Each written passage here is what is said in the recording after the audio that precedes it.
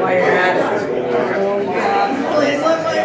Because it reads pretty clearly. It reads clearly on one account.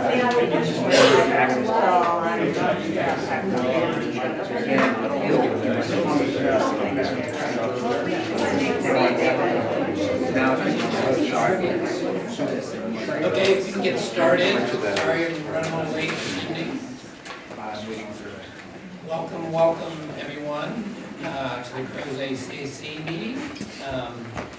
We'll be here till 9 this evening, and let's start as we normally do, maybe with introductions. I'm Dave Stoner, I'm chair of the CCAC. I'm Phil Best, I'm on the CCAC. Tell us sort of if there's a neighborhood or a region where you live. I think that's really helpful for people. I'm Phil Best, I live in Western Ridge, and Thank you. I'm very much involved in the Crozet Trails. And I'm just outside the growth area to the west, actually the Greenwood address. John Savage, I live in Highlands. James King, I live out in Half Mile Ranch Road, which is just west of the Greenwood area. Mike Humble, I live in Corey Farm. And Ellen, early still. Jim Gunther, I live off John's Camp Road. Jenny Moore, I'm the planning commission liaison, and I live on Blue Ridge Avenue, 2 blocks that way. I'm Costas, and I live out on 250, somewhere in between there and I'm Leslie Burns, and I live on St. George Avenue. Dean Eliason from Western Ridge. John McKeon, I live in Batesville. Mary Gallo, and I live off Crozet Avenue, about a half mile south of here. And Brad Sheffield, and that's Cassidy tonight is JAUNT. Kevin McDermott, I'm the Albemarle County Principal Planner. Sean Bird, I live off of St. George on College. Karen Davis, and I'm with John, just visiting. Chris Rowland, I live in the Highlands, just a couple of doors down from John, and I also work for JAUNT. I'm Lutz, live with John again. Edmund new resident of Westlake. Karen Yoloto, and I live in the Highlands. well, welcome everyone. I'm sorry, I weren't you yet. I'm Haley Tompkins, I'm the branch manager of the Crozet Library. Thank you for having me. Yeah, thanks for being here. Well, again, welcome everybody. There should be extra agenda copies over there in the chair. Just quick agenda review. What's an agenda around before? I added one thing, if it's okay with everybody. Chris and Brad from JAUNT wanted to give us a quick update on the commuter bus service, so if it's okay with everybody, slide that in first. Anybody else have other comments, suggestions, changes on the agenda? If not, we're good. Minutes were circulated early today. Sorry for last minute, but did you get a chance to look at them in the last meeting? If so, does somebody have a motion to? Motion to approve. Yeah, I just have to put another T on Beth's last name, and I apologize for the lateness of the minutes. I left the clipboard here with everyone's attendance. We'll let you slide. I'm so grateful. Just please keep going. I'll add the extra T back. I think we had a motion, a second. Any other discussion? All in favor? Approved as is. And with that, I think Brad was going to give us a little update. Do you recall Brad was here, I don't know, 6 months ago, to talk about the commuter bus service that JAUNT is considering running, and with that, So, sorry for the delay in getting back to y'all. We were doing some things internally at JAUNT. Chris Rowland, one of your own Crozet, has been promoted to help us out as an assistant director. So a lot of things like this service planning is going to fall under him. So he's been getting his feet under him to move this stuff along. So you can bet that he's going to put 100% behind trying to get this service off the ground. Just to give you a quick, and I'm going to try to be quick and give you all more time to give us feedback. Give you a summary of some of the key points of the survey that we put out, as well as UVA's survey. Not surprisingly, they overlapped. They coincided, they basically looked the same. The first thing I want to make you aware of is from the survey information and just from a lot of conversations, our planning for the service from Crozet to Charlottesville is going to be limited to a 45-minute travel window. So whatever lines we put on the map, whatever stops we put on the ground, we're going to keep from the first time the bus picks somebody up to the last time they drop somebody off to 45 minutes. So that's key into a lot of the discussions, because when you start adding more stops, that adds more time. Right now it's about, 20 minutes to go from here to probably UVA. You add 2 more stops, now you're at 35, 40 minutes, you add another stop again. It's a compounding effect. I'm sorry, I didn't go back to the data there. The biggest responses that we got in the survey was from Old Trail area. That coincided with UVA's. Again, followed by the Highlands and the Quarry Farm area. The times that people were saying that they want to leave Crozet, again, no surprise, it's the AM peak time. Of course, we're aware of Albemarle, Western Albemarle and the elementary school traffic time dynamic.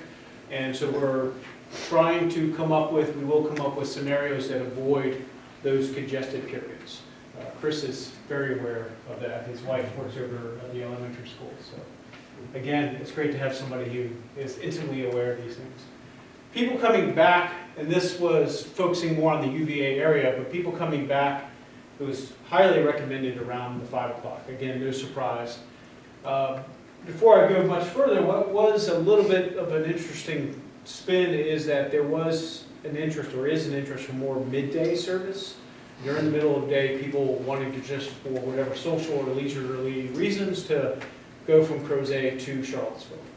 So we'll put together some scenarios of what that would be like, just to see what the reaction of the community would be. That wouldn't supplant what JAUNT already does in the community.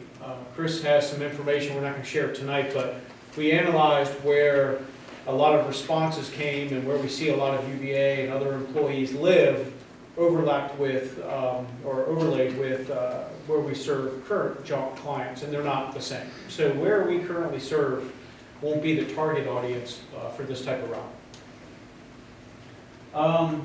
So to give you a sense, we didn't want to assume any location in Crozet, but without a doubt, to make it successful, we're going to have to focus on more of a park and ride, or what they call, a drop-off kind of kiss and ride type situation, where a spouse might drop somebody off and they catch a ride at a bus stop. We want to show you what was happening up on the 29 Express as far as those park and ride locations, and kind of tease out your ideas of what could work here in Crozet. Of course, we have our own ideas, but you all know the area way better than I do. So up on 29, Food Lion on the eastern side of 29 is one of our highest ridership locations. And it's very clear why. One, they have an abundance of parking. It's a fairly there's a good sense of security. If there's other things going on, it focuses on the Forest Lake side. And Food Lion welcomed us with wide arms open. They let us put a sign up and all that kind of stuff. So it was great. There is a route in Buckingham that we put a shelter up. Is that right, Karen? Yes. Down, there's a Food Lion way down towards Scottsville that we actually had a very similar level of ridership, and we put it and constructed. They allowed us to take up 4 parking spots, and we were able to construct a shelter out on the edge of the parking lot, which is used by people. Just they didn't want the traffic underneath their awning on the retail stop. So that's some idea that is out there. On the western side, it's been a little bit more difficult. We pick up right outside of the Starbucks there. Harris Teeter hasn't been working with us about designating spots like Food Lion, but people still park here, still ride. We are still waiting for this property owner to deed over the right-of-way, because we want to build a shelter on this side. There's plenty of land. We have the shelters. The key here is there's still a lot of activity, there's still a lot of sense of security, but there's got to be strong pedestrian connections where people are parking and where they're going to. And it doesn't hurt that you can pick your coffee up while you're waiting for the bus. So we're hopeful that there might be something like this in the Crozet area. And then a very designated purpose, a park and ride. You have one of these already over near the post office. Chris will show it in a little bit. Actually, it's right after this slide. That this one is up near Coles. We haven't been able to fully utilize it yet because of the disagreement with the developer right now. But you can see they've already striped where the bus would pull up. This is tucked off to the corner to actually accommodate park and ride. So that's another potential. We could find places where that might not be constructed just yet, but it could be a future potential to where we lobby the state to get funding to do this kind of thing. These type of projects, park and rides, scored really well with the Smart Scale project that you might have heard about. Kevin might talk about it tonight. You can? It's the state's way of evaluating the funding of projects, and park and rides usually rank really high. So it's something that can definitely happen out here. So that's it in a nutshell. I'm going to hand it over to Chris because he's going to talk more specifically about Crozet. So like Brad said, park and rides are ideal. Everybody I think is familiar with Crozet. We have Mountainside Senior Living, Bank of America, and this is actually a designated park and ride spot, the one that we have here in Crozet. It's the only one we have here in Crozet. It is used, it is about 10 spaces. There's 3, 4, maybe 5 cars there on a given day that people are using the park and ride opportunity. But it's only one, and this is the audience participation of this part where we can talk briefly about what you think is a good location for a park and ride, or what makes a good location for a park and ride. This one's here, but honestly it's not ideal for a bus service. You do have to get through Mountainside, Bank of America, get back here. We do have to turn it around. It's not great. Looking for something like we did show out there in Forest Lakes at the food line where we can get in and out fairly quickly because it is all time. We don't want to waste your time driving around the parking lot. If you want to get to work, we don't want to sit there and wait. So does anybody have any thoughts or feedback on what we've talked about so far? You might get the Methodist Church to cooperate. Their line is very busy on Sunday, but not during the middle of the week. And it's right at the corner across from the library. I'm sure there's turnaround space. The one right here? Yeah, they did the farmer's market on Saturday, so Okay. they seem to be open to that sort of thing. I'm thinking that, I don't know, Barnes Lumber, if, you know, I mean, there is going to be space there for a while, whether or not Frank Stoner and his crew think that would be a good idea from a liability standpoint. I know that there's going to be some stuff happening there pretty soon. It seems like that's wide open spaces back there. And there is a coffee shop. Mud House is, you know, if somebody wants to park further down. I don't know where the bus would pick up, but it seems to me like it might be a good place. Okay. And I don't know if you have anything about the development of timelines for that. I don't yet, but we would have to, Jenny and I can investigate whether that's even within the zoning, because I know we had to get a zoning change for that property to allow per own there. So I'm not sure whether we would be, there may be lots of hoops to go through to get sort of ancillary. How soon would you even if need there's that? no commercial. I'll find out the answer to that. Is that like, is this going to happen like within the next 6 months or the next? There are some next steps that we're going to talk about. Optimistically, me being optimistic, I would love to start in August. But I'll go over some of those next steps of what could delay things a little bit or maybe not. So, but one of the next steps, sorry David, is to start talking to these potential property owners, Frank Stoner and the church and others, to ask them about the possibility. That is one of the next steps. And the more ideas we have, the more conversations we can have about the potential locations.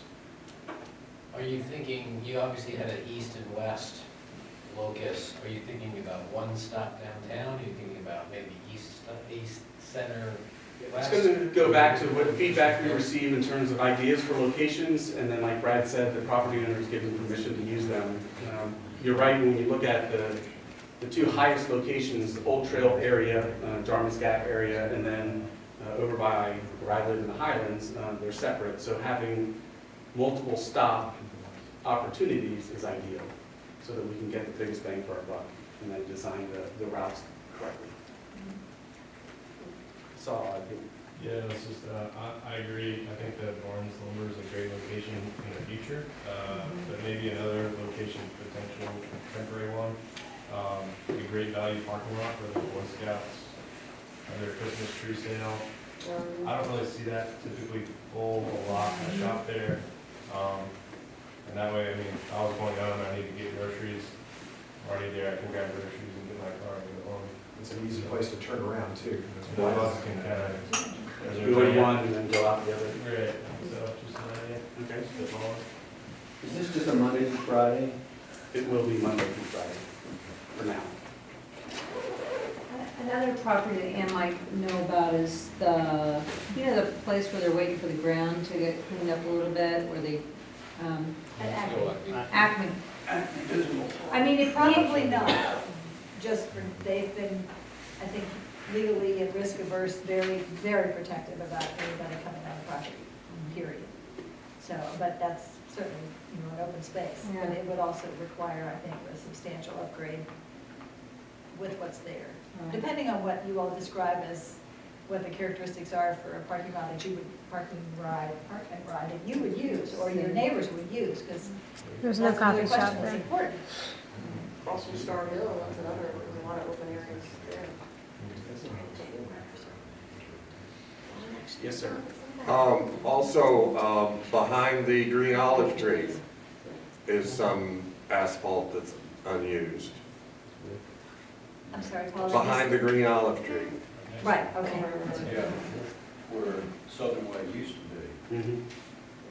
You think about people on the west side, they don't want to come into the traffic, if, Right. you know what I mean, to drop off, so. For me, coming, I mean, you know, I'm in the Highlands, east side, the, sorry. you know, location was, this parking right over here. I'm going away from my destination a into little traffic. further than I think I want to. So something on that side is definitely beneficial. You might want to consider the area back behind Dairy Queen too. I don't know, there's some parking that goes back there. There's that old credit union, that ATM and stuff that's back there. I think you could turn back around there, and I'm not sure they use all those parking spots either. I mean, I'd have to go back there and look at it. It's been a while, but I think that might be something where you could maneuver and park your cars. That's Bob here as well. Okay. Yeah, so you haven't determined if it's gonna go down 240 or 250? No, it's going to be based on the stops in Crozet and the stops in Charlottesville and the time of day. I mean, we need to avoid Western and Brownsville because that's a nightmare at certain times in the morning and the afternoon. And I've been stuck in it, it's unpleasant. So we just have to decide which way, knowing that if you take 250, if you take 240, then you may get backed up waiting to merge on the 250. And then further down at Northridge and Horse Head, it's going to slow down again. So before we actually set up the routes, we'll do time trials and just kind of see which way goes faster. I would think that would sort of dictate some of the best locations to drop off and pick up, right? It does. That's why the more Chicken and egg. potential locations we have, the more scenarios we can come up with and model and know which ones have the best outcomes. There's modeling software to help us beyond just driving the roads over and over again each morning, each afternoon, just to see what happens. One thing, we've mentioned Barnes already, the one thing I've always thought about is particularly if we're gonna chase money for a new park and ride lot, could we do something on Barnes that then also sort of do dual use, even though it's a park and ride commuter lot, it's empty at night, when, as a lot of people have been seeing, we have a slight parking problem developing downtown here. So is there, you know, whether it's on Barnes or somewhere else downtown, you know, looking towards a dual use, particularly if it's a new lot, I think would maybe make sense. You get smoked into a bigger facility. Right. I don't know if there's an opportunity to share, you know, the use for the park and ride. You know, just when you mentioned Barnes, it makes me think of some pressure the square has had on the weekends with people who bike ride in the area. They come and they might show up before businesses have even opened, and they take up those spots, not knowing possibly how precious and few those spots are when it gets really busy and they go off riding their bikes. And so that, I think, would be something that would be nice if it's not, and in the same time, that would be competing with when you would have people parking there, if it could be something that other people might use who visit the area to bike ride. So having that central location would appeal to those people who use the square for that. Because there's a lot, that's an issue for businesses on the weekends. Yes, it is. On the east side of town, you have the Martha Centera parking area by Park Ridge and 240. And they tend to have visually open spaces in the back area. They're parking. Excellent. Any other quick ideas to help us generate conversation with property owners? For you Western Ridge people, are there lots of spaces to park at the clubhouse? Or is that pretty much used all the time during the day? There aren't that which many. is- There aren't that many. Good, because I mean, park and ride lot for at least Western Ridge people, you know. I don't think it's easy to turn a bus around there. I know when the school buses do it, they No. have to back up. No, There they aren't car there go aren't out that to the many. street Well, and there park. may be 12 spots. Oh, that's all. And these are regular sized buses? There are 14 or 18 passenger buses, not school Like buses. the jaunt buses. So the regular jaunt sized bus? Those They, are pretty. they'll be a little bit longer, they're 22 passenger. They're a different type of bus than what you've seen before. We probably should have brought an image. They're low floor buses. We're buying them specifically to be more tight commuter buses. So when you get on, they're like any other bus that you've seen in a fixed route. You step in right up into it. You can even stand up if you wanted to on the way. So it won't look like a typical jaunt bus, but it's about 3 feet longer, but still just as nimble. It's on a Chevy chassis, I think. I forget now. It's a custom chassis beyond the cab, but we went during the dead of winter to visit the factory, which was fun. 5 degrees, snowing in Indiana. Not Oshkosh. Brad, you want to do the next steps? Yeah, so to answer the questions about what's the next step, we've talked with Ann about this, and she's willing to champion this on the board. Obviously, it's going to need her passion to get it, to get the support from the others. What we've been doing so far, we have the buses, like I already said, we have them on order. We expect to receive them any day now. Next week, we're going down to look at some of them that are coming on, but I don't think they're the R-Box that are coming in. That's the name of the bus. We have the federal funding, like I've mentioned before, we have some excess funding now. I've asked for funding for the future years, just hoping that the county approves this. We have a couple of bus shelters that, depending on the brand that we come up with, we can repowder coat and get out there fairly quickly. So the next steps is for JAUNT and the county and UVA to sit down and talk about that partnership. That's just figuring out what the budget is and figuring out what UVA is willing to do to help, and kind of going from there. Of course, submitting an additional request to the county, engage the different property owners on the different potential locations. That's usually a tricky conversation because they talk about insurance and risk and those different things that sometimes they shy away from. Once we get some green light from the county on the funding, we'll really start coming up with the marketing and branding approach. This is where I get hopeful and optimistic that by August we can hit the ground running. I know we'll have all of the infrastructure aspects there.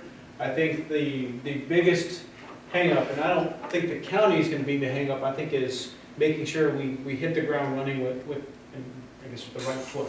We just want to make sure we start this right so that we have the biggest ridership and the biggest impact. So that's the thing that I think could delay us a little bit, is just not being ready to punch it out there just yet. What residents can do is talk about the park and ride locations. This is Chris's information. It's not his cell phone, but close enough. Just talk with the property owners if you know them. Help us advocate for that. It's important that they know the importance to the community. And we're going to start trying to set the expectations of the frequency of service. there's a few different scenarios that could play out. To really keep to that 45-minute window, we probably will need to run 2 different types of runs from Crozet. Probably one from Crozet, a couple stops to UVA, and then shortly after that one, a couple different stops to downtown and passing through UVA. So to try to accommodate the different demands, we'll probably have to have 2 different runs in the morning. So we're going to try to manage those expectations. The challenges we do see are the midday service, like I talked about. What does that look like? What would it cost? And then there are those who do work the different shifts. And UVA, they expressed an interest in wanting to see that service. I can't imagine right now that we'd be running late into the night or early into the morning, but you never know. It's quite potential. And then, of course, just helping us advocate for the funding from the county and from UVA. Again, we've talked to Ann about this, and she's all wide open on it. And, we just got to give her the right information, and I think she'll advocate pretty strongly about it. So that's it. We went through it fairly quickly. I may have a full agenda, so I didn't want to take up too much of y'all's time. Just a brief question. Yeah. We do have bike racks on these. We can put them on there, yes. Right now, we install them based on demand. So we can get bike racks on. It's pretty simple. You drill through the front bumpers, you attach them to the frame. We have plenty of those laying around. We used to order them with every bus, and then it got to the point that they became deer guards. So on some routes, we stopped putting them. Yeah, they're $2,500 bike racks as opposed to the bumper or the headlight being damaged by a deer. We decided it's just best to replace the headlights. Okay. We have lots of deer. Well, this community is great at advocating. Yes, So I've we- been a first How are time. we going to do that? Talk to your friends and neighbors. So find out what's going on. And a plug for Kevin is that as you'll go through revising your Crozet master plan, start thinking about strategic park and ride locations. Because the more those get articulated in your overall vision, and Kevin can really help bring that together, that's even more fodder to go after the potential funding from VDOT or the feds or whoever. So Kevin's pretty knowledgeable with all that. I've seen him working over on the other side of the mountain. So he's a pretty sharp guy when it comes to figuring that stuff out. So I'll leave it at that. So Thank you. thank you all. Thank We'll you, Chris. This is great news. probably come back sometime during budget cycle and kind of give an update of where we stand at that point. Well, Brad and Chris, thanks again. We're excited, really good to see this become a reality. Chris just wants a free ride to work at. That's an interest. So, pressing on, and of course, that was a good segue. Kevin McDermott, the county's transportation planner, is here.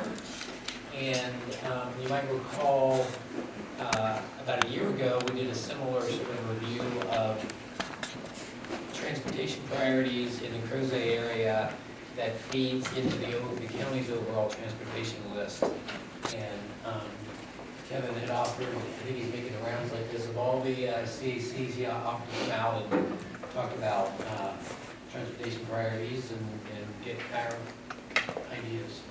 I know these will make it around the table, and there's probably enough to go to some of the people in the back who want to share, if you don't mind. I didn't realize how many people I've been speaking to tonight. This is my fourth CAC meeting that I've been to, and usually it's like 4 or 5 people crowded around a small table. And so I brought these little maps also, but thankfully I was able to pull this up. Yeah, exactly. So I was able to pull this up so that I have something to guide our conversation by. But what I'm doing really is coming around and just trying to make sure that everybody in the CAC and involved in the community knows what is going on in the community, what kind of transportation projects have been prioritized through the board activities or through the master plan, other documents that may prioritize them.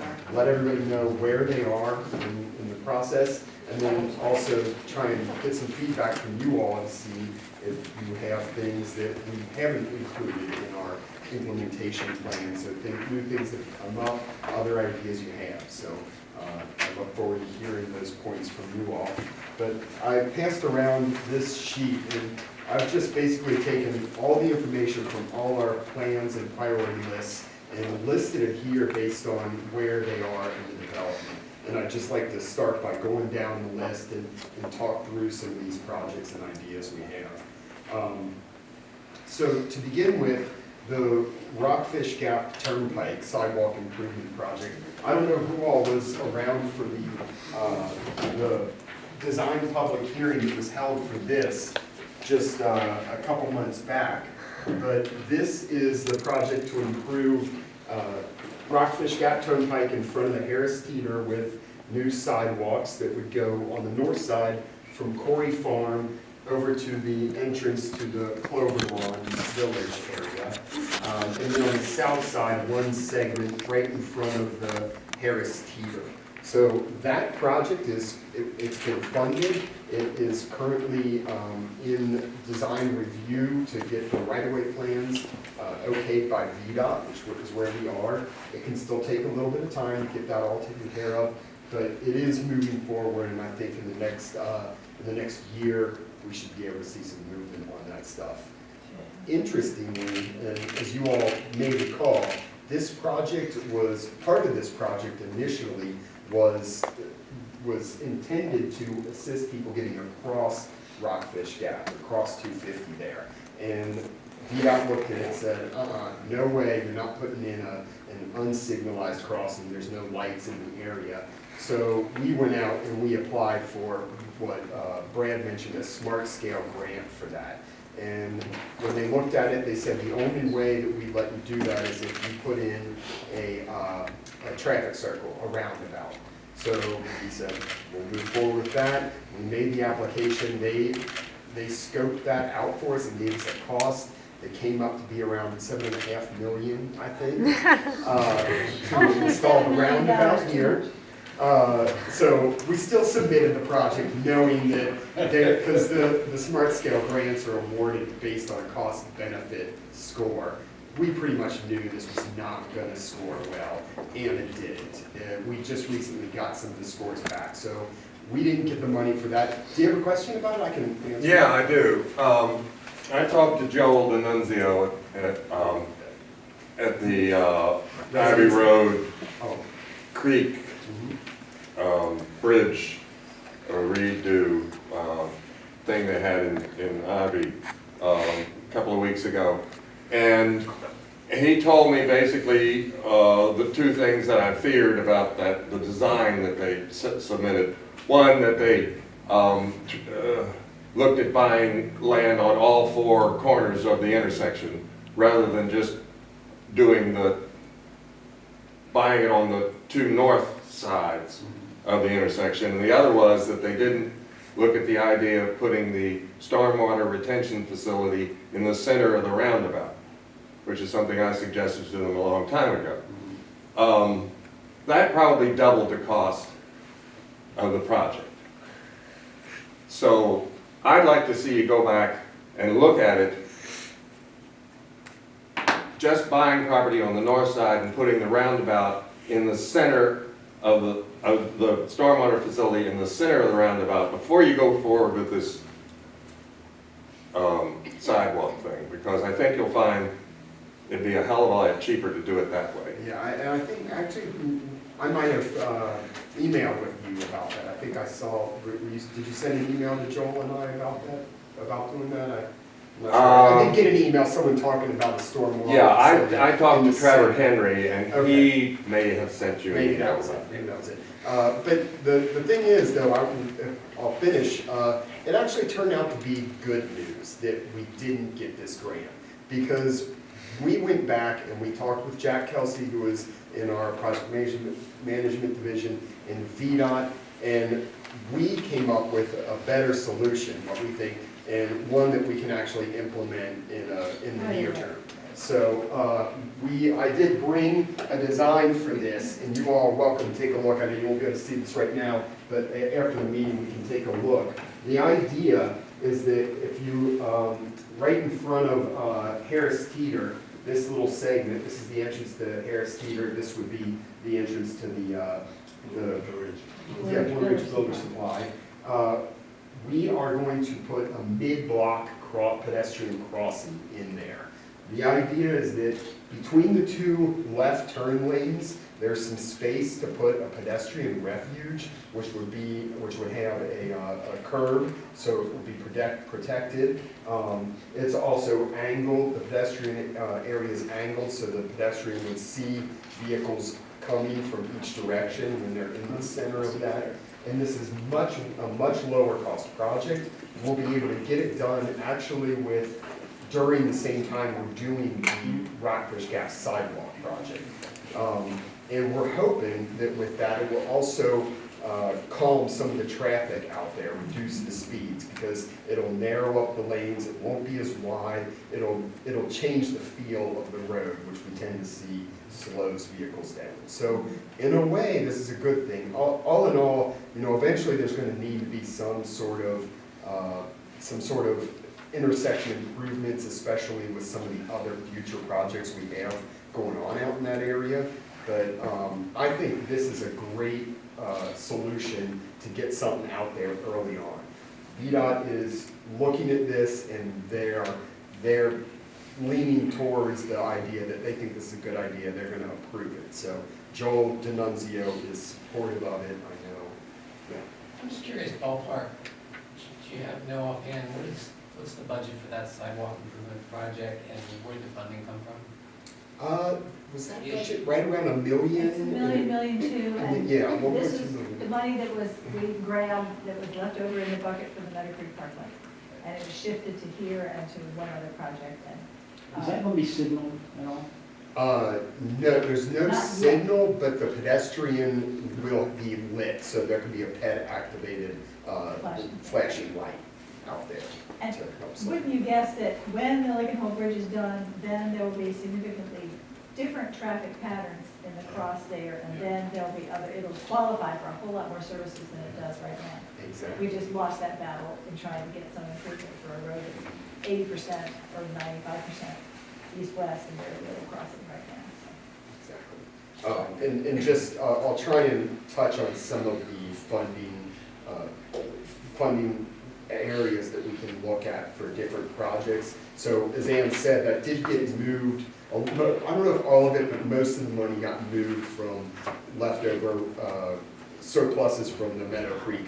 But there's a VDOT program called revenue sharing, in which the locality can put up 50% of the project's cost, and the state would put up the other 50%. And that's really what both Meadow Creek and this are revenue sharing projects. So as you're thinking about how projects can be funded, that's one area that we look at. Yeah. So, just from the perspective of, we're not changing the speed, we're not changing anything but putting some lights on, Yeah. and we're making a pedestrian crossing. Yes. And we think that's safe. I think it's the best we're gonna get right now. I think that, and I'm so. still going for 35 through there. Well, yeah, I'm not gonna up on that. This- My what we're point hoping is, is this you will can't do one reduce- without the other. Mhm. And the best we're gonna get is still not answering the question of, do we think it's safe? Yeah. From the I can perspective say of having. this. Even, no matter what we put out there, if you put a signalized intersection, a light, I don't think that is gonna be necessarily any safer than a pedestrian crossing without a signal. Because what happens is when you put a light out there, even though it may say red, and people expect all those vehicles to stop, it doesn't happen. I mean, we have a lot of pedestrian accidents at signalized intersections. It happens all the time. That's not necessarily safe. So is this safe? No, but is any road entirely safe? We can't do it.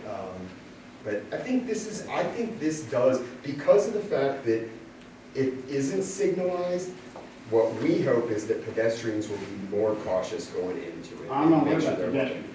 Yeah. Having responded and participated in at least 2 fatalities in that area, Yeah. I can tell you that it's not about the pedestrians.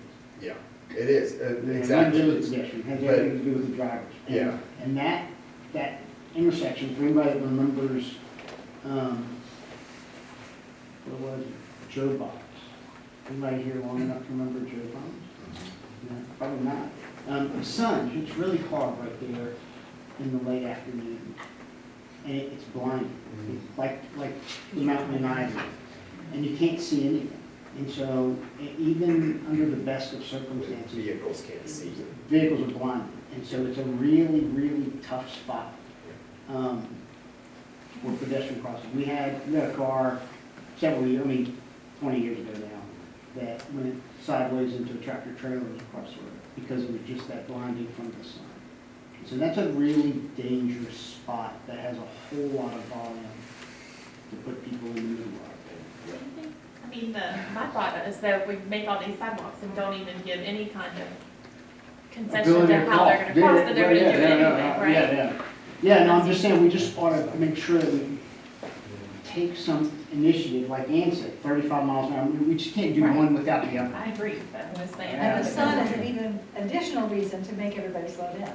But I think, what is it about the way that you feel when you, because like when I drive through that Star Hill area, You're going 25, it's no well, big the deal. speed limit's there, you have rumble strips there, you have all sorts of things that, for, I think, years there, people probably did speed through there before it became, sort of a hub for people who are parking and working and having to cross the street. And something about this area that people have for so long just driven through to get to where they're going. If they're not shopping or going there, they're just passing through to work, they're just not thinking of all the homes that are around there and all the businesses.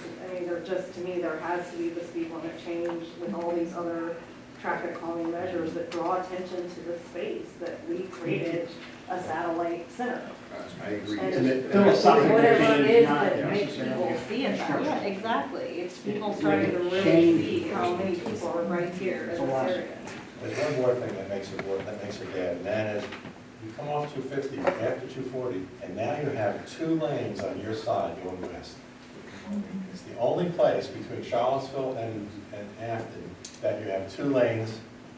You can pass going left without crossing the dotted line, which encourages people to go faster. If you go down there, it surprises you how fast. I go down that road and go to Blue Ridge a lot. I'm surprised, oops, I gotta put my brakes on because I didn't realize Blue Ridge is that fast. So I think people don't anticipate how busy that intersection is when they're going westbound. And they're going, if you block out that middle lane, either put a bicycle lane on both sides and make it a narrow road, or put that left turn lane all the way down there. I think you get people who, at least going westbound, would be going slower. Oh, they would.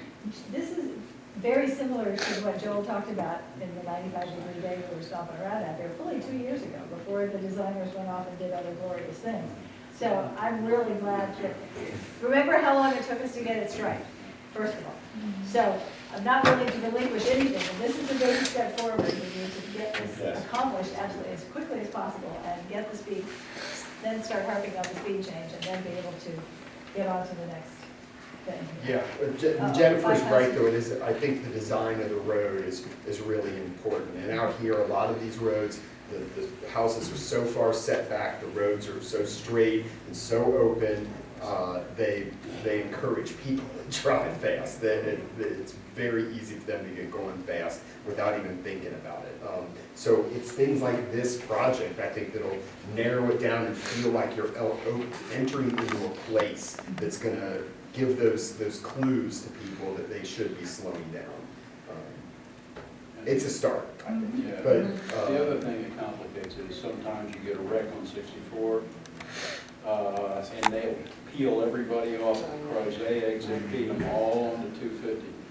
I used to live in Corey Farm. When I was living there, when that was going on, you couldn't even get out of Corey Farm. Well, things like that, we need a flashing blue light sitting there Yep. slowing everybody down Yep. the whole time. And big expensive too. Right. Well, things like that, you're just sitting there. Just saying. And you're not speaking. So that's the Rockfish Gap Turnpike project, the sidewalk improvement project. I think it's a great step forward, and I'll get to some other improvements that might happen down along this stretch in a minute here. Brad has already talked to you about the Crozet Express. I've got that there under design development. It sounds like that's really moving forward fast, thanks to the JAUNT moving and UVA, I guess, pushing the project to move it forward. So that's great. I've got a list of the developer-led projects.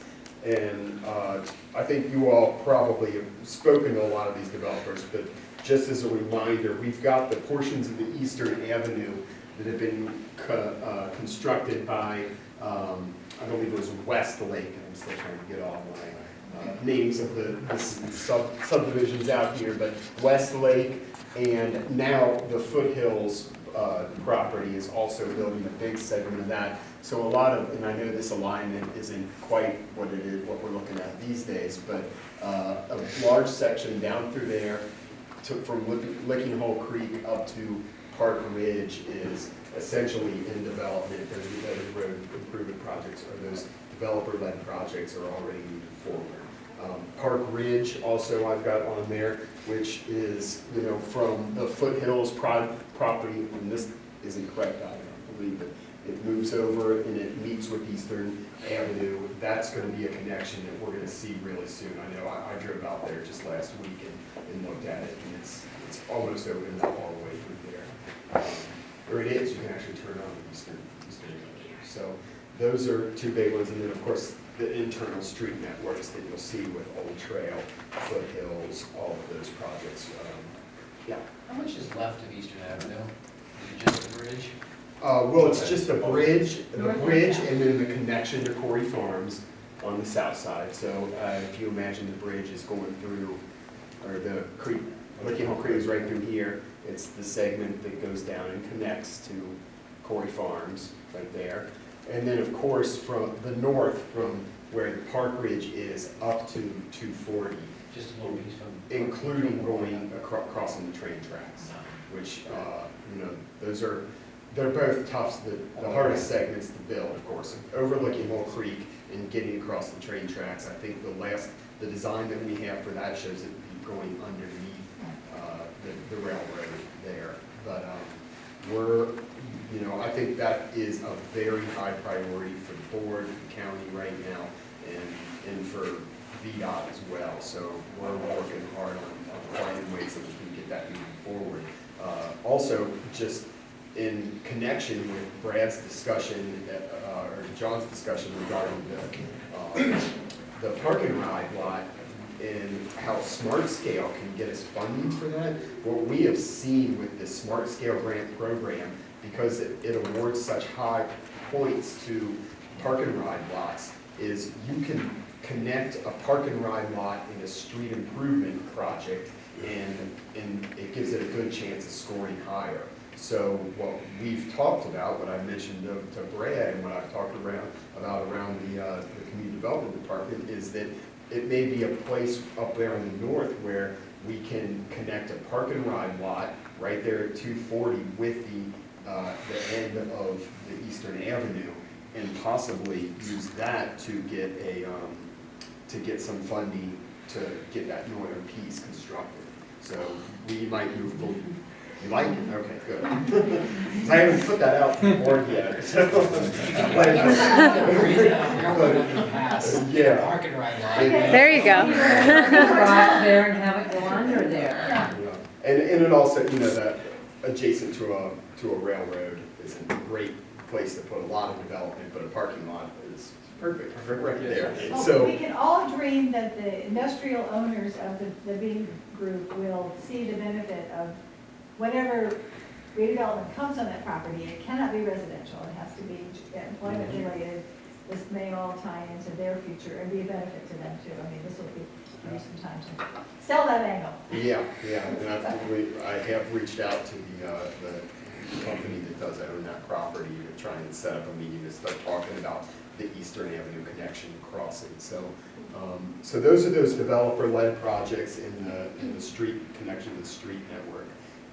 Moving along, the projects that we've requested funding for, these are 2 projects that we submitted under the Smart Scale grant program. Now, once again, Smart Scale is the statewide program that scores submitted projects based on a cost-benefit analysis. The benefits have to be related to economic development, accessibility, land use, congestion relief, and safety. So they score it based on those 5 things, divide it by the cost, and see how it scores. There's a lot of projects that people submit, and not a lot of money in the state coffers, state and federal coffers right now. But with these 2 projects, the 250, 240 intersection improvement, that's at 3-notched. The proposal was to do a roundabout there, and it did not move. It was not selected as one of the projects that we wanted funding, or that would get awarded funding. We're still holding out hope that another program called the Highway Safety Improvement Program, we also applied for the same project for that. Maybe there's a chance it could be funded under that one. Yes, sir. Is that a mini roundabout or a regular roundabout? It's a regular sized roundabout. I'd have to pull up the exact, but it's not, it wouldn't be one of those very small ones like they actually proposed at the Bradford Lane intersection, which was sort of a mini roundabout they looked at there. Really? Yeah, this one was much bigger. And it's because of the volume of traffic that's going through all the legs of that intersection. But it can't be very big, because you got a river and a rock wall and. Yeah, so- exactly. They've got a design that fit into that area though. But yeah, it wouldn't be considered a mini roundabout. Unfortunately, like I said, it doesn't look like that's getting funded under Smart Scale, and I'm not sure about the Highway Safety Improvement Program. However, and I added this, I know it's out of your area, the 250, 151 intersection, and I pointed out because it is discussed in your comp plan, and we made the same submissions for that one, and that one looks like it's gonna get funded. It's to put a roundabout at 151 and 250. So that one As seems, opposed to a traffic light? so The they. temporary traffic lights going in right away. Okay. And that'll be a demand light until there's a roundabout kind of thing? Yeah, because Smart Scale projects will not see funding or construction for quite a few years right now. We're about, they're looking at 4 years out to see any funding to it, and probably 6 or 7 years before it would actually be constructed. So the roundabout's pretty far out of the way, out into the future, but the light they're looking to put in almost immediately. I think you're gonna see that out there before the summer or so. Yes? Can you repeat what those points are that they're looking for? Safety, congestion relief, what were the other ones? Land use, accessibility, and economic development. And there is a website called the smartscale.org that you can find a lot of information about the projects that were submitted, the money that's available, and definitions of how they score those different factors. So I think 151 really scored well because of the safety issues out there. So that's why that one looks like it's going to get funded. So those are the projects that we've requested funding for, and we're not sure, it looks like we're going to be getting some for. Moving on, and just a little background on how projects move through the system at the county. The board annually approves a list of prioritized transportation projects. And basically we look at those and we look at our funding and our grant opportunities, and we start at the top and we see which ones that we have ways to move forward. That's how things like 250, 240, and 250, 151 were applied for, why we were looking at them, was because they were at the top of that priority list. So what I have here are the prioritized future projects, and they basically go in order, although different types of projects may be different. The bike ped projects are not judged on the same scale as the roadway projects. But we've got the 250 intersection improvements. Owensville Road, Crozet Avenue, and Tillman.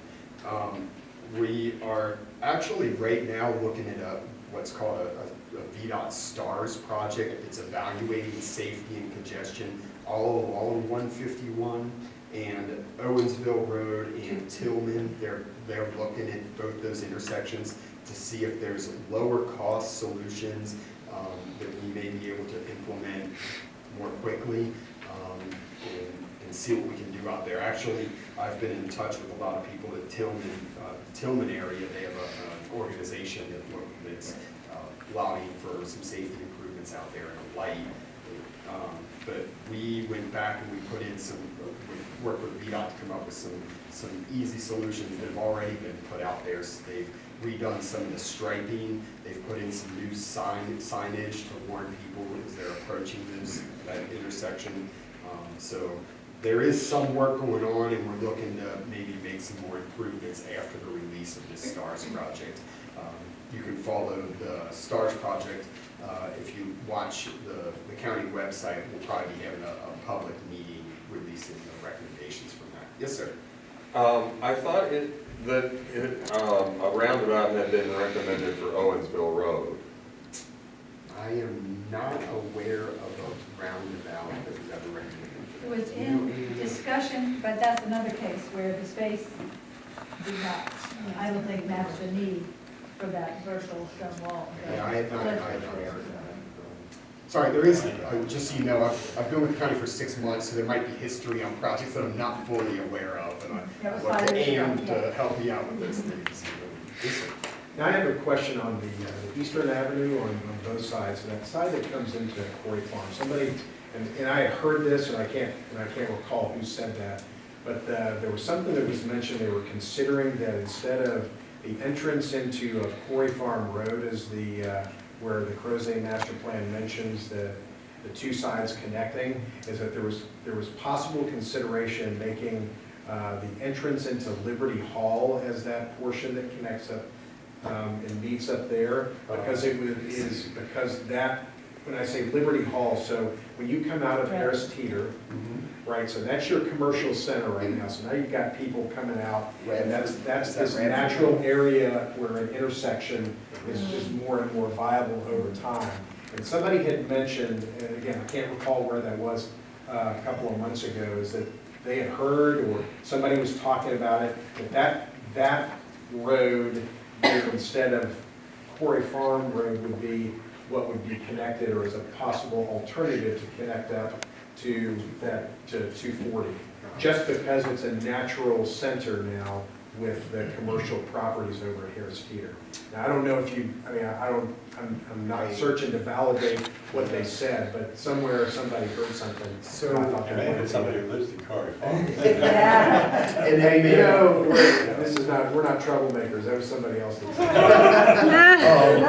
You guys want it through Adelaide. I've heard, I know there are some objections to it in Quarry Farm. I don't think right that was an objection. I thought that was just. We have a conceptual design for the project that shows it coming out along that Quarry Farms. And beyond that, we did reserve right-of-way along Quarry Farms, whereas on I guess Redford Lane is the one you're talking about. Correct. We don't have any additional right-of-way in there. And it's pretty narrow. We're expecting this to be a fairly major connector, so I'm not sure, and like we're still very early stages on this, but I don't know if it's going to be possible to put it on that Radford Lane. I think that, like I said, everything right now is pointing towards having it come out of that Quarry Farms, but we'll do, once we start really looking at the design a little more tighter, then I think there's always that chance that it can change, but right now this is what we're at.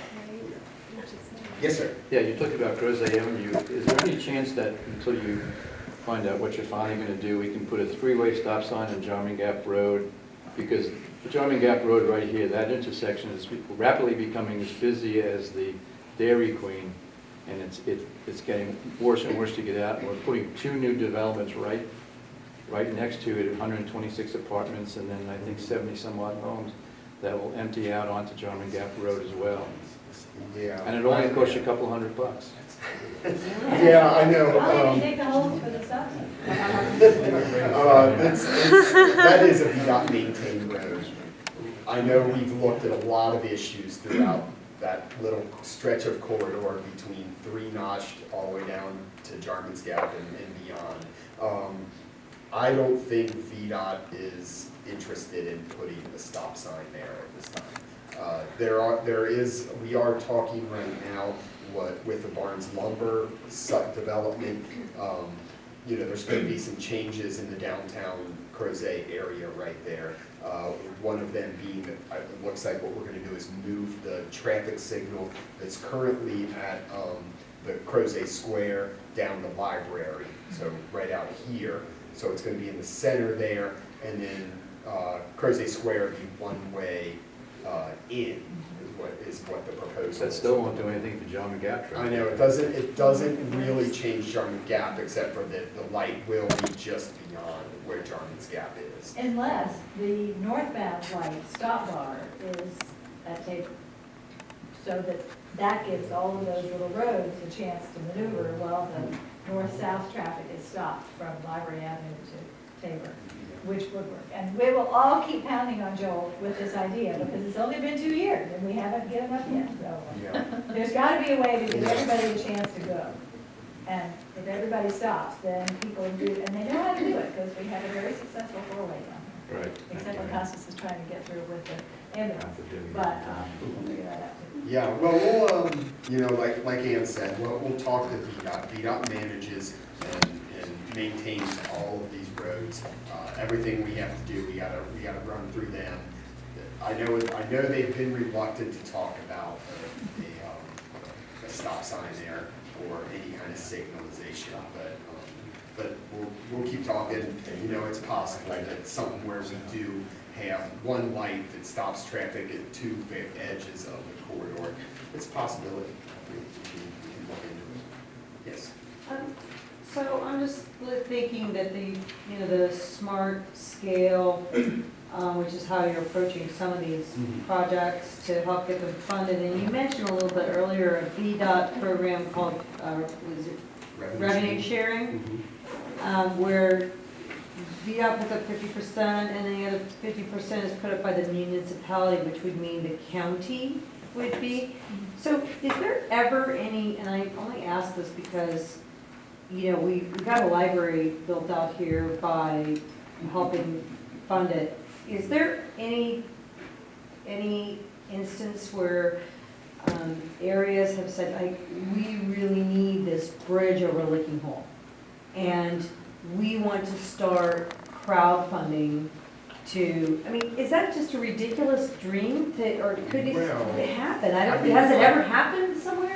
It can happen here first. I think it's very possible. There has been discussion about these development districts that the board has taken up. I know right now I'm not sure exactly where that is, but that would look at using funds from the community that would help pay for these projects that could contribute to it. Crowdfunding 50% of the cost of that Licking Hole Bridge, that would be really impressive. Well, no, but if the municipality would also help, I just think that right now, what is the cost for that bridge? It's some crazy thing, right? $10 million? What is it? I think the high is 5 and the low is 1.5, it depends where it's located. $5 million, right? I don't think that we could get that bridge built for $5 million. I see the cost of these bridges. I think you're probably, the last time I looked, I think that the estimate was at $8 million, but that was in 2013 dollars. Well, you're talking a traffic circle at 7.5. Exactly, yeah. So I think that we're probably looking at a $12 million project. Okay, so if the county, if VDOT would pitch in half, that's $6 million that the county has to come up with. I just am saying, if these smart scale things, you said that it's 4 to 5 years before they can, 4 to 5 to 6 years before they even, my God, it's just gonna be like a snarled nightmare around here traffic-wise after all these houses get built. Yeah. It just seems like we've done some things that nobody thought were possible, and there's a lot of people living in all these houses, and I don't I'll know. tell you, if it's the case that we want to look at getting something moving faster, and we are able to come up with some sort of funding scenario, I think the best idea is just to start by seeing if you can get the money together, and it would have to be local. We can't apply to VDOT for partial funding for a project, but if we found a local way to get the design done. Because the design, if you get the design done, you're already, that's the first, 2 years of a project is trying to get the design. So you're getting out ahead of the game, and you're getting a more exact cost on what that project's gonna be.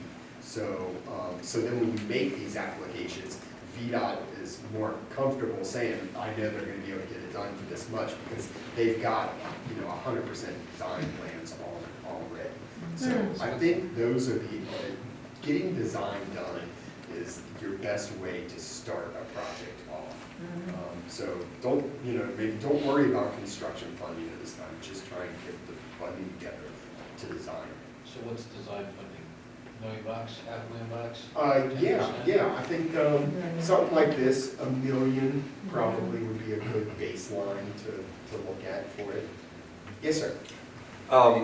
One of the tenets of the Crozet master plan is to encourage people to go downtown. The Licking Hole Creek Bridge will take people away from downtown, whereas the tunnel under the railroad track would bring people into downtown. And the tunnel is only going to cost about $2 million. So it seems to me that's a much better bang for the buck than the bridge. You're saying the tunnel on the north side? Yeah, I think the northern part probably is a lower cost project, although, keep in mind that you do already have a crossing there, whereas, so people can already get in and out of the park, from the Park Ridge connector by going through the Foothills property and then Western Ridge, yeah. So you do already have an access at the northern end, whereas at the southern, that's why I think we look at the southern as being more critical right now. But I think they're both important. And really Park Ridge, the Park Ridge connection from east to west, I think is really important, because that is going to connect all of these foothills in West Hall and West Lake and Western Ridge all into downtown without having to get on the 240 or 250. So those are important projects. Those are probably going to develop. I also had a comment, and I don't know if you're going to get to this, but you had mentioned the Crozet Square a little bit about the possible redirection of traffic there. Yeah. And so I'd like to say that I think that should be a prioritized project along with the sidewalk improvements. For a long time, we were told that Frank Stoner, who owns the Barnes Lumber property, owned literally the sidewalks in front of those businesses, and we found out that's not the case. The county actually owns that. And I think that it's a really important, we're making a statement about our village by the way that area looks. And it also is a safety issue on the sidewalks and the way that it drains into some of the businesses. And so I think with all of this momentum behind Barnes, that's an entranceway into Barnes. And so I think we could squeeze out more parking spots in the design that I heard Joel talk about.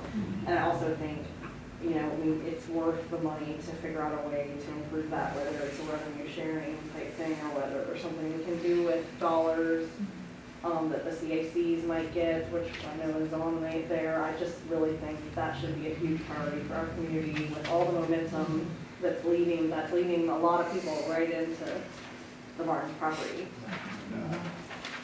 So Yeah, really, Dave and I talked about that briefly, and we at this time, we don't know where this CAC-led projects program is going to go, how that money might get dispersed, how that's going to work. So I see Emily did come in. I don't know, she might say a few things about that, but we don't know where that's going to go. But I agree. That is a real critical part of your entire downtown.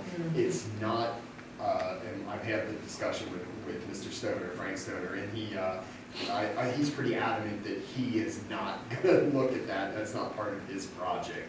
Well, that it area is, in front it of the isn't area. part of his project, Yeah. so. What's that? It isn't part of his Yeah, project. exactly. He's gonna have Exactly, connections. but we were that will hoping connect that, him. we were thinking, well, it's the access to yours, so we were hoping that maybe he would help us improve it, but he is making a lot of other improvements along with it. Right, I mean, I also Farms think Lumber, how so- this is just the pet peeve that I have too, is how, and I know you might not have control over this, but how the fence was done and the deal with the railroad there, and having it jut out like that, I've never seen them using that. And I think the county sold itself short when they cut that deal, because we were in a scramble, everybody was worried what was happening, and I think, I just don't get it. I don't see why it's there. It should, if there's any way we could go back into some sort of, I'm dealing with the railroad, I know it's not, like, No, I think we can reach out to Yeah. him and see, I don't know the history, once again, on Yeah. how that fence went in. Probably an advantage, actually. Maybe you should go If we in are fresh gonna do a first. project in that area, then obviously that's gonna be We something could we're try gonna to have fix to that, it look would at. be really nice, because it's. Depending on how the CAC-led projects go, that's an option.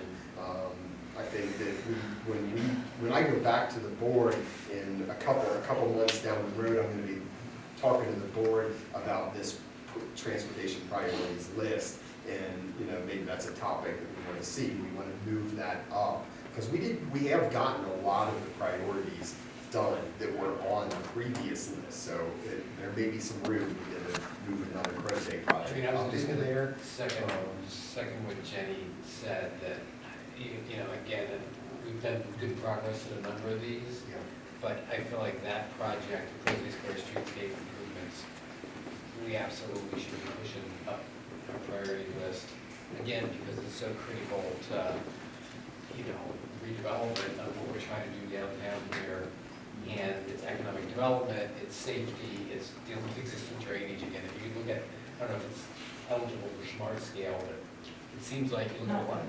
Okay. Too much delay is my perspective. So- 5 years out is just. I guess my last point would be, while we might talk about trying to find some dollars to start that through this community-led implementation project, even separate from that, I think we should be making sure that is a priority transportation project, relative to our other priorities. Now, obviously, I think our rails needs to weigh in, but I think we're aligned. Yeah, no, and I think it's a great project. There's plenty of funding pots that we can look at towards that. I know Crozet has been really successful with the transportation enhancements projects with the sidewalk out here. That's another potential funding opportunity, although that project, Crozet Square, and I haven't looked into it deeply, but I've been out there. It looks like it's an inexpensive project. It may have to be broken up in multiple grants, but revenue sharing would be an option. But I think we're probably going to have to find some local funding to put towards that to get anything done. And I've cautioned, as we've discussed these CAC-led projects and how they work out, but I would caution to say, don't put all your money on something that, on a plan that there's very little likelihood that you're going to be able to get implemented. So we got to think about where the funding for the construction is going to come from as you're thinking about what you want to put the project money to. But once again, that's a place where maybe Crozet can come together and find a source that, local source to get that money from. I've seen different numbers batted around, and I know Jack was working on some things. Do you have any idea of budget for that kind of project? The streetscape of the square? I don't, and I say that because I don't know what the drainage issues are there. And if you're lowering an area, it can get expensive fast, and I don't know what level of grading is going to be needed to get that all corrected. I've just heard that there's major drainage issues. Yeah, well, there's sheet drainage from the railroad that goes right in the pharmacy. And it's county property, so it's our responsibility as the county government to take care of its own property. And we've been very adamant to tell other property owners not to do things because they should, pave it. It would have been paved 10 years ago. Look, the local business people had had their way. They were ready to do it, and then they were advised that, well, since you don't own it, you probably better not. And so, anyway, so I know that there are plans. Hopefully, we'll be ready for Board of Trade and you all next month, and so I'm beating on everybody to get this finished. Sorry, we jumped ahead on your list. Yeah, but no, I mean, Well, because I wanted to make that one go into the It is, we don't, I mean, I don't know what the money is, but it's got to be less than any of these other ones you've been talking about that have multi-$10 million price tags to them. And so there needs to be a project available on our list that is much more affordable, so that if that amount of money is available, we can get that ticked off. That's what they call CIP or something like that. Right, and that's a list as long as my leg. Forget as long as my arm. So, Well, if you what if you wrapped like the JAUNT pickups pullover space and the revision to it being a one-way going out, and, I mean, what if you lumped a bunch of stuff like that all together? It would become more desirable just because it solves many problems at one time. yeah, that's the way to look at these smart scale projects, is to make sure that you hit a bunch of the boxes. I mean, you've got economic development probably with the Barnes lumber, you're going to do well with that. I'm not sure how that site would work with the future Crozet commuter. As you all were talking about that area, I know that the idea that you've expressed about what you want that Barnes lumber to be is a downtown, dense feeling area. But if you go putting, a parking lot that has enough spaces to fit 30 more cars for park and ride, then you're not really kind of working against that. And I'm thinking more like linear, like more along the railroad, and then the bus would actually just pull over in that area that's not being used, that's fenced off. If we could reclaim some of that, and that's just where the bus will pull over to pick people up, then they could park more down, I don't even know where I'm pointing here. yes, you're right. Along the railroad track, and then people could filter by, pick up their prescription, go buy a cup of coffee, and then walk across and get on the bus. You know what I mean? It doesn't all have to be like a big a big square full of parking spaces. Yeah. I don't know. I'm just trying to think of how we could kill, two birds with one stone, or three birds with one stone. As Frank comes to us with designs, I'll see, obviously we're going to want to encourage multimodalism with any designs he comes with to us. So if there's opportunities to fit those things in, then I'll push for them. And if we can get them in and it works with the system, then there's a chance if we do, combine streetscaping with transit improvements, then it would help scores with smart scale. So it's a good thought. Isn't it true that those kiss and drop places, like I was in Fredericksburg, and they had a train station there, like a commuter train station. There's hardly any place to park there at all. You have to have like this parking pass. There's really, literally, you just have to drop people off there. You cannot park. I mean, they still find places to park somewhere, but I mean, Yeah. that's two different things, right? Like the park and ride, and then the drop and. Kiss and ride, yeah. Yeah. There's two different ideas behind them. I'm not sure if there's a good potential for a kiss and ride location down here, but it's something we can consider. I think when I met with Brad about the service earlier, there was some talk about looking for those places. If you're relying exclusively on a kiss and ride, it's hard to get people to use transit as much unless they actually, because most people would park. Right. But having a place that may work like that is very possible. So we can look into it. We're jumping around a lot, and that's great. I am here to listen to your all suggestions, so this is perfect for me. So I hope it's still working for you all. But I'll keep going down. Let's see. We talked about the Crozet overlooking Mill Creek these are prioritized projects. And is that the existing bridge just has to be improved, is that right? There is a bridge over Oh, I'm sorry, yeah, Crozet, I'm sorry, I was reading those two lines together. So Eastern Avenue, yes, this is a bridge improvement project that is prioritized to improve the bridge of where Crozet Avenue goes over. Apparently it's failed, right now, so. So, By Eaglehurst, that. Yes. That little bitty bridge? Yep, yep. Oh. something to be aware of, you know, those projects usually we don't have to look for the smart scale funding or anything. VDOT has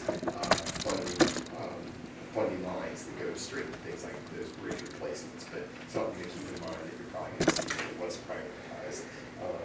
The Tabor High Hilltop Street sidewalks, I know somebody from the Crozet area has emailed me before about these, and we've looked at it. You know, I think it's a great idea. Currently, there's that along Hilltop. There's a asphalt path that's kind of degraded at this point. It's been around for a while, but you know, now with all the upgrades that you guys have put into the Crozet Park, I think getting some sidewalks along there is a great idea. That was in that SIP project list of potential SIP projects, and we can look at a lot of funding opportunities for that, revenue sharing or the transportation enhancements grants. So that's in there. A shared use path along 240 from. Yeah, I'd like to make a comment about that. Everybody who lives in my neighborhood, if they want to walk downtown currently, they're taking their lifeline as soon as they get to 240. It is very dangerous, and there's no shoulder whatsoever. I was trying to get your predecessor, Gerald, to find an interest in that, and he probably put it this low too, but my sense is there are an awful lot of people who live east of downtown, you know, live in the eastern side of the Crozet greater metropolitan area. You know. Who would like to be able to get downtown Crozet. I mean, if I try to go to Great Value, which I can walk to or ride a bike to, it's very dangerous. And if there's a walker and a rider who pass each other as a car comes on the road, it's very dangerous.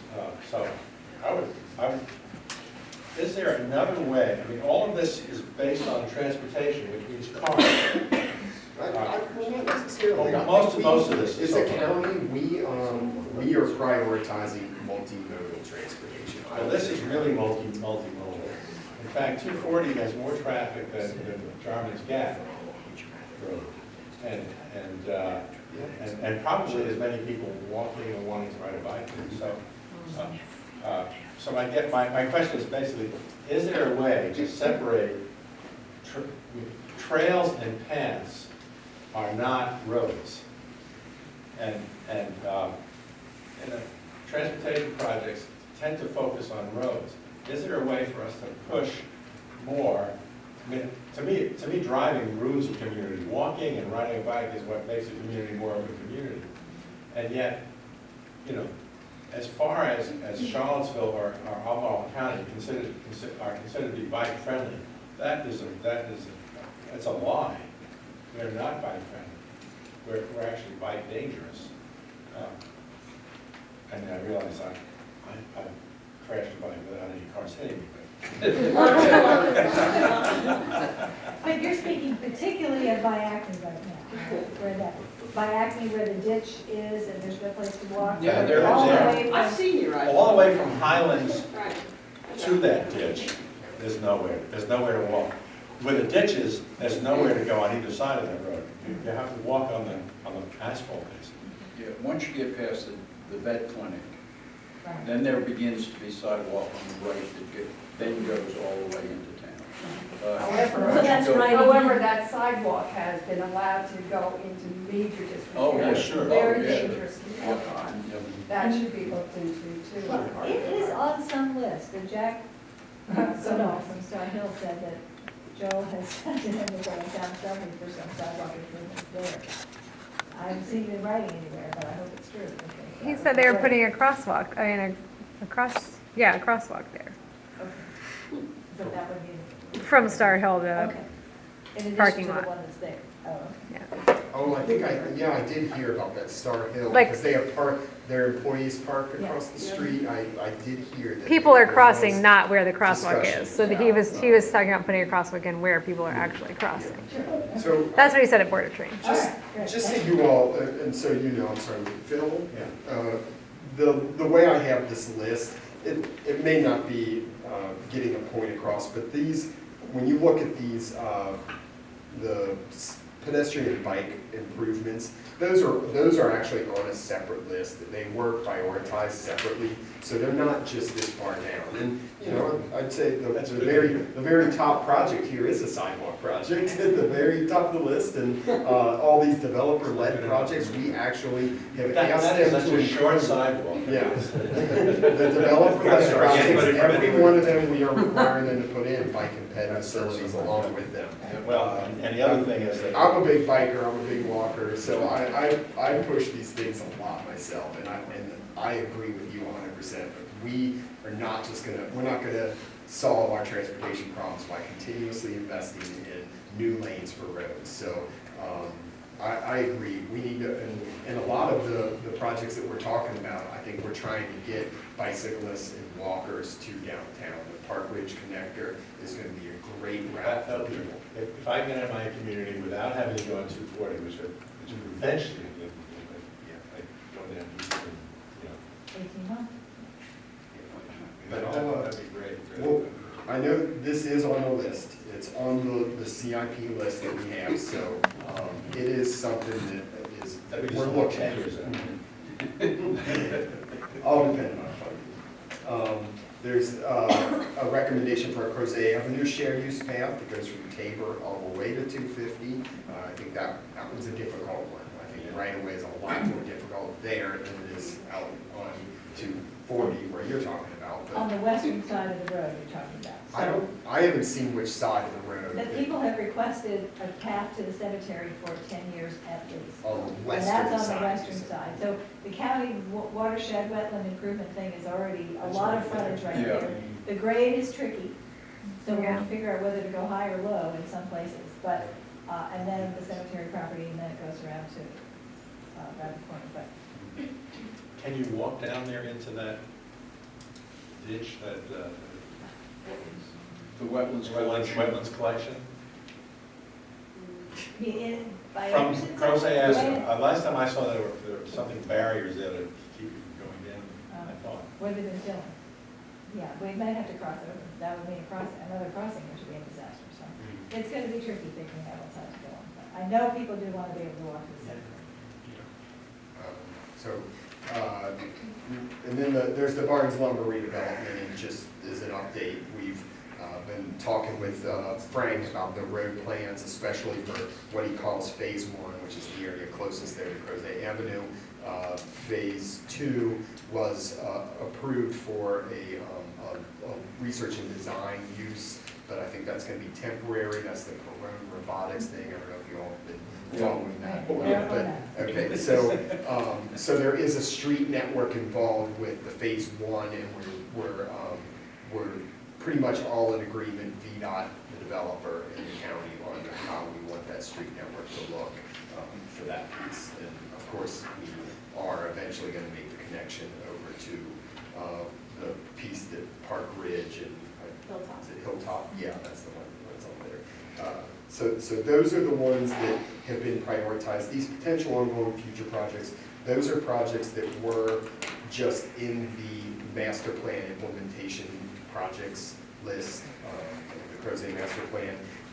I hear you. I don't know if Crozet Square and Crozet Plaza are supposed to be the same thing. They're not. They're not. Plaza is a park area, In Frank's development. and that's in Frank's development. Okay, but what you were talking about, Jennifer, is the Crozet Square development. And that's something that it sounds like what I'm hearing from CAC members, and I don't know how, if you do some sort of consensus voting on this, but that you're interested in looking at moving into more of a prioritized list, prioritized project list. And you don't have to make a decision today, but something to discuss in the next couple of months, I think, is. Well, just on that point, I mean, I'm curious what the group thinks about that, sort of the one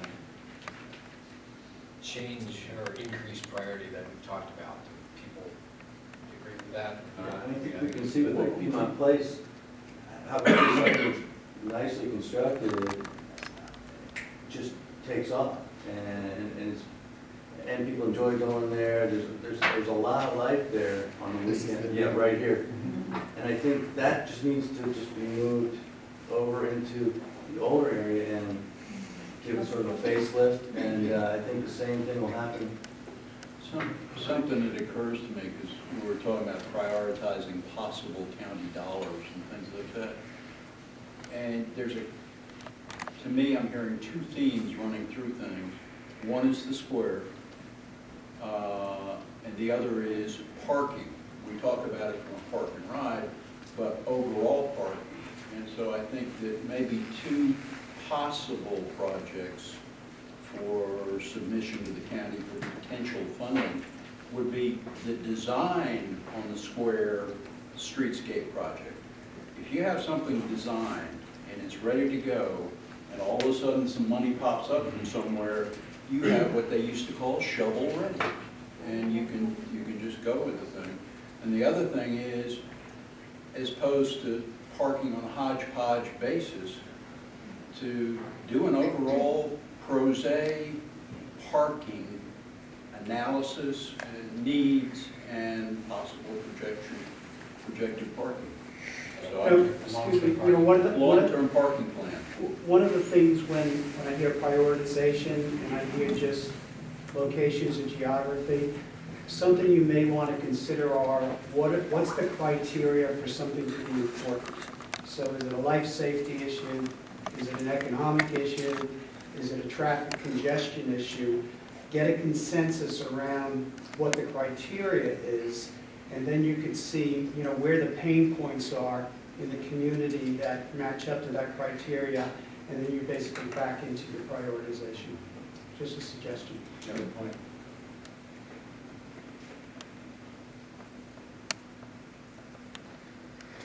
And Department of Housing and Community Development, DHCD, has enhancement funds as well. San Israel just got $1 million to do some improvements in their rural downtown. So, great inspiration for us to get cracking. I think the suggestion of looking at priorities based on different criteria is a really good one. I'm sort of curious, for this exercise that you're going through now, to update and come up with a new prioritized list countywide, what's your timing of that?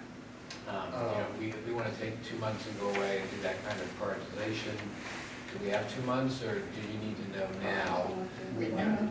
Yeah, 1 month. Essentially, I'll be putting the list together in the next, I think it's 2 months from now, 2.5 months, I'm going to be in front of the board to get them reprioritize their projects. Now, it's done every year, it's done annually, so, if it happens, it comes later, or things can always change. I'll tell you, even though we do prioritize with the board and we have to take that in direction, if opportunities come about that projects look like there's a potential for funding, even if it's not on that priority list, we'll bring that to the board and say, it looks like we might be able to get money. I know this isn't something you prioritized previously, but we've got options to get money to it right now.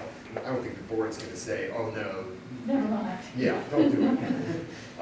So this is just one way to make sure that projects do get, evaluated, is by getting way out there on the top. But if you're evaluating it yourself, then, you're giving it, and you're doing some planning, you're maybe getting somebody to help you with that information, design, we can move forward with projects, even if it's not right there on that part of the list.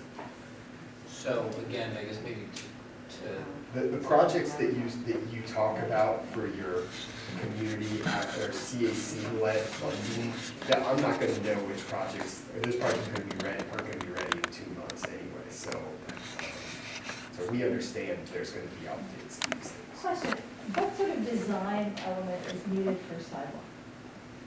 I mean, maybe it's a whole lot more complicated than throwing down a form and pouring concrete in, is what I would like to do. So I don't know, I mean, you have to get permitted to get You have to get donated right away to put it on, if they're neighborhoods and things like that, right? Yes, exactly. I mean, if we're gonna get, if VDOT is gonna maintain that right of way, then, or that sidewalk, then they require that to be in public right of way. So they need to get full right of way ownership of that sidewalk. Of course, the county doesn't have the ability to maintain any of this, so we have to get VDOT to do it.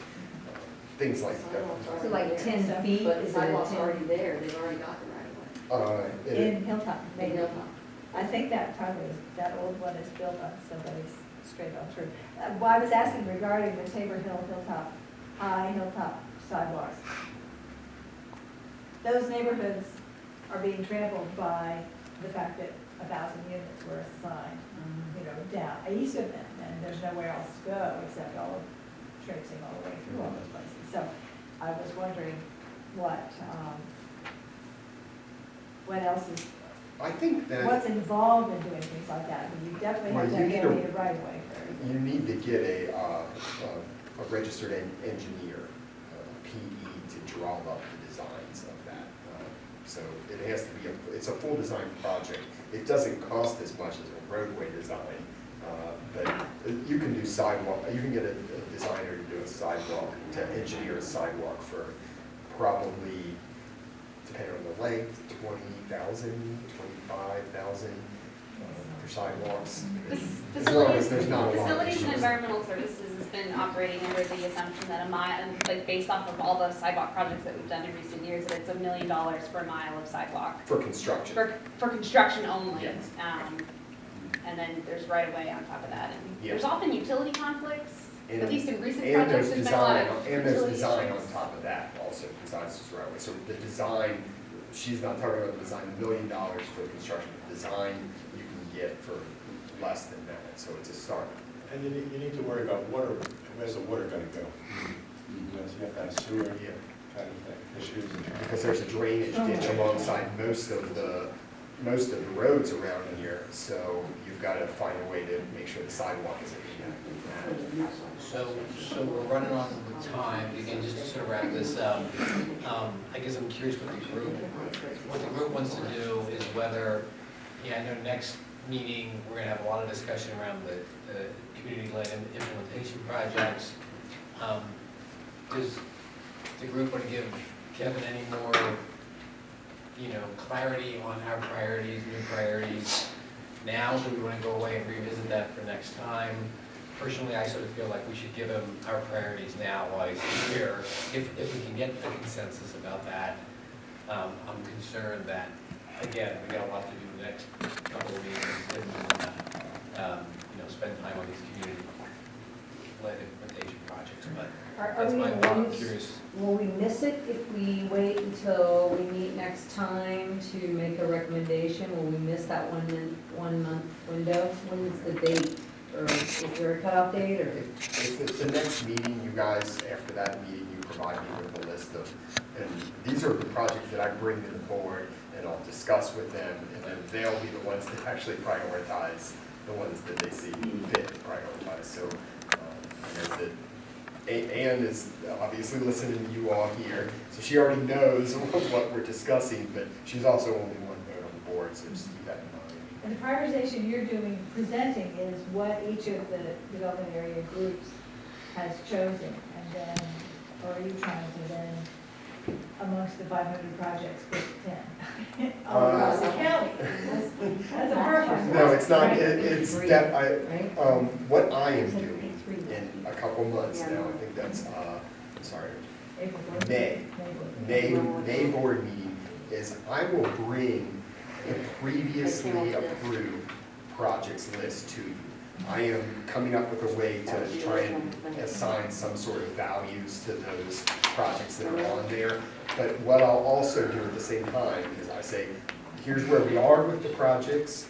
So some of these are coming off, hopefully, that we got done.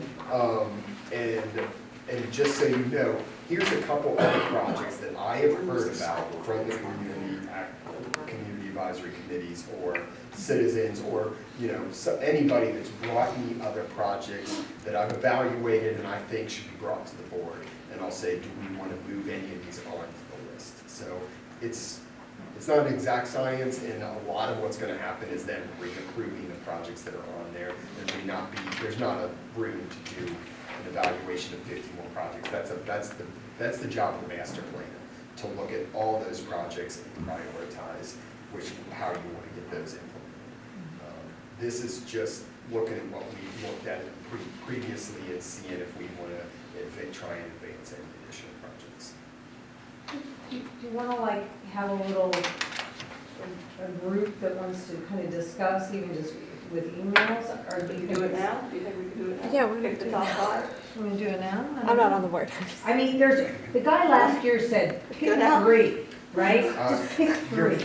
Yeah, I mean, no matter That's what, what he said, right? I'm sure, because You as we're agree, talking here, I mean, this is one of our 6 CACs.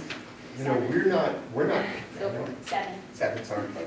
We're not exactly like just, you know, pulling projects off and getting them done and putting them into the bucket.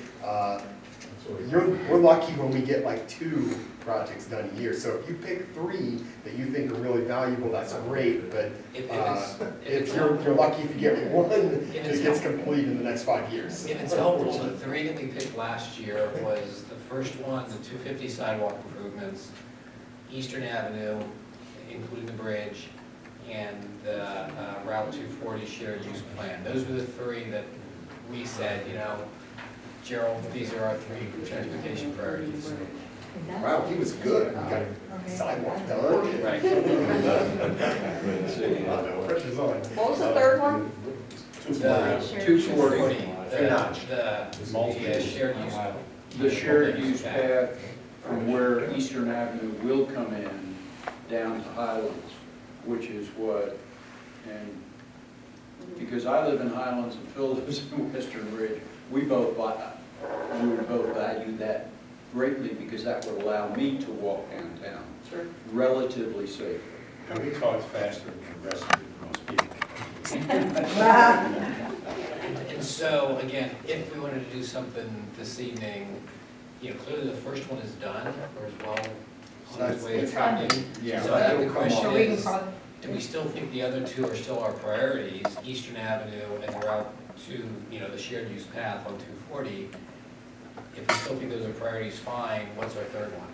Would be my the square? Square. Can we say the square? Because Square. it might Streetscape square. incorporate a few different things. I think you get the bridge. Like even- Can we do like 3.5 with like a small project like that? right. I think the square is big because safety. The sidewalks, I mean, that builds up. I mean, we just did a survey, and I have to say that we've heard a lot of stuff about access to Crozet Park, and they're talking about getting there via sidewalk.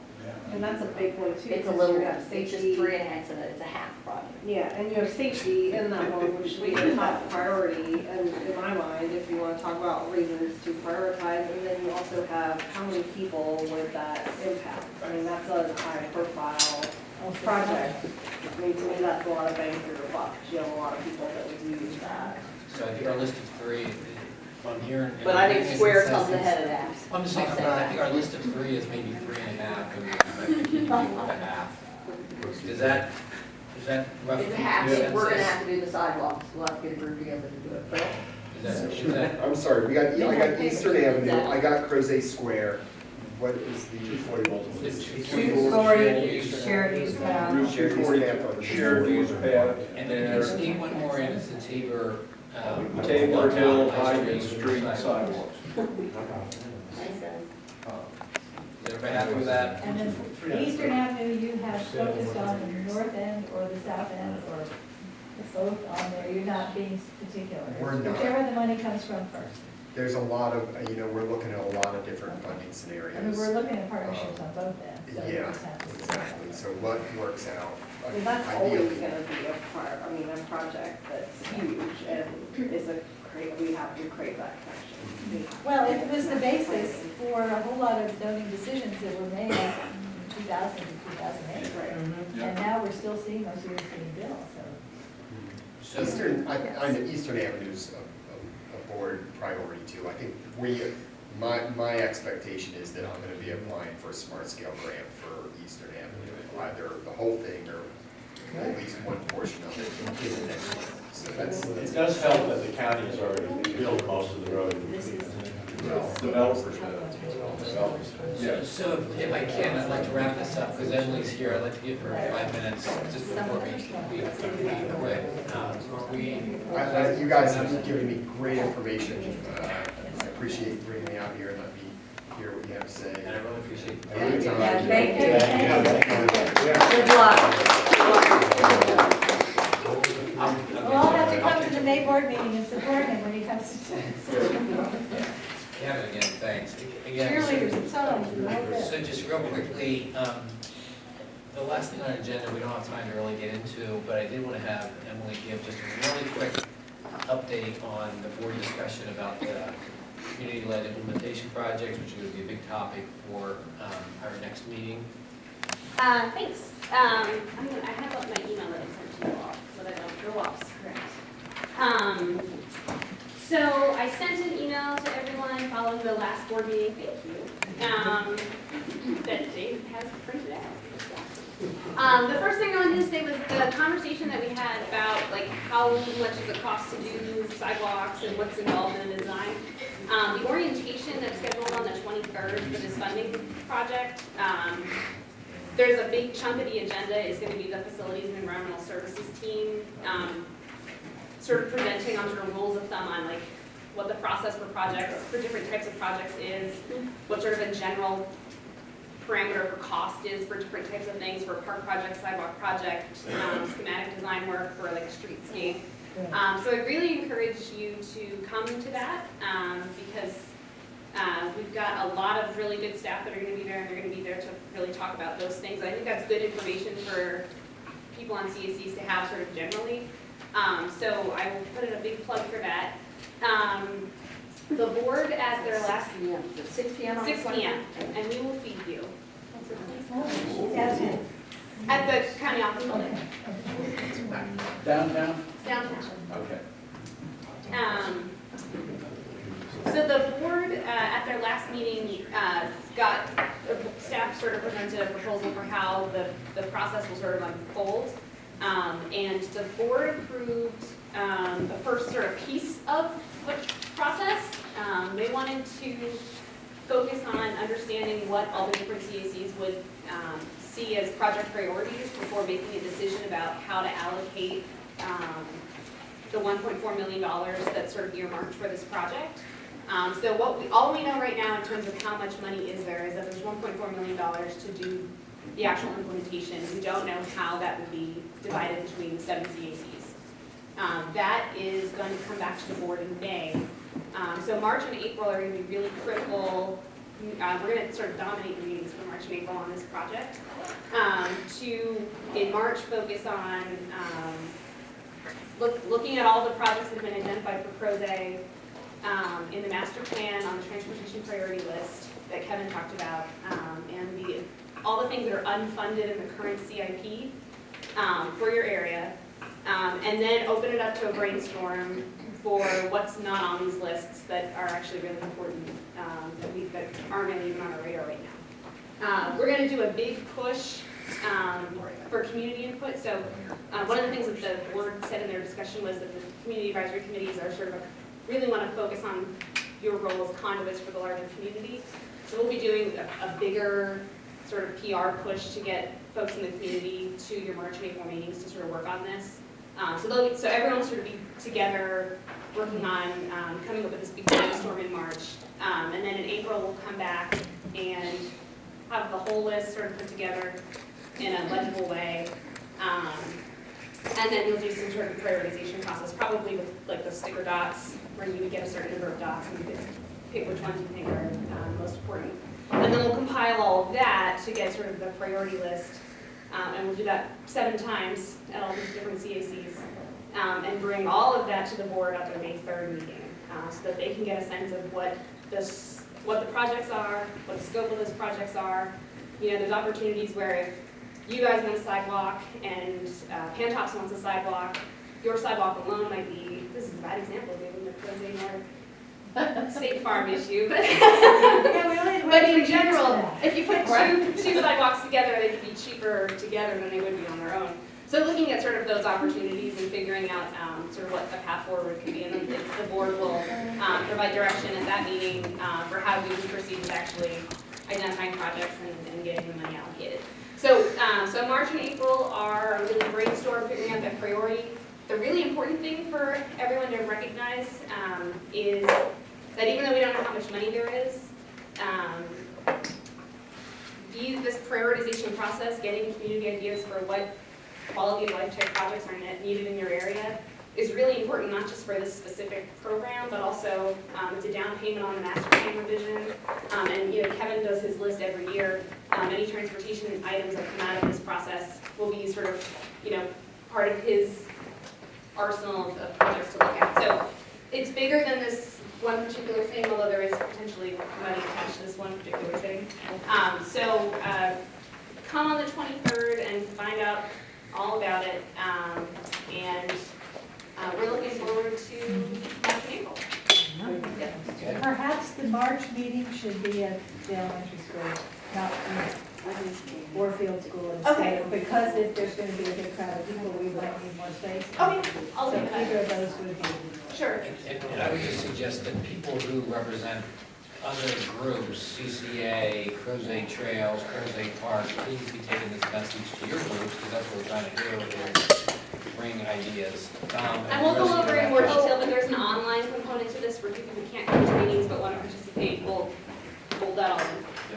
Dave, I just wanted to, before we go, I just want to say thank you to Ann for the article on the progress and debunking the myth of Adelaide and affordable housing in Crozet. I want to thank you very much. Yeah, here. I agree. If you Thanks for haven't reading had it. a chance to read Thank you. it, please read it, because there's a lot of things that came out after that, and we need to make sure we're getting all our information from lots of different sources, and there are a lot of people that thank you for what you wrote, and was the daily progress, so if you haven't read it, find it, read it, get that out there. Thank you, and with that, we got to adjourn. And thank you for referencing the Crozet Trails. All right, thanks, everybody. We're done. Please help get us out of here by